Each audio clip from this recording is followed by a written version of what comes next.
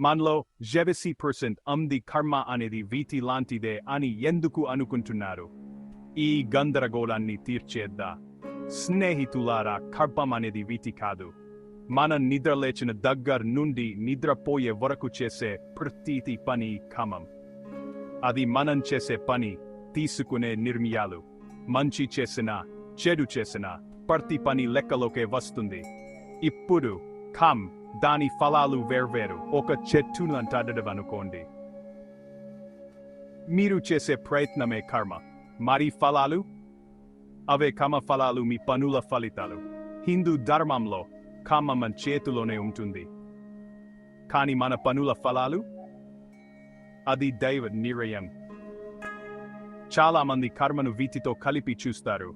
అన్నీ ముందే నిర్ణయించబడి ఉంటాయని అనుకుంటారు.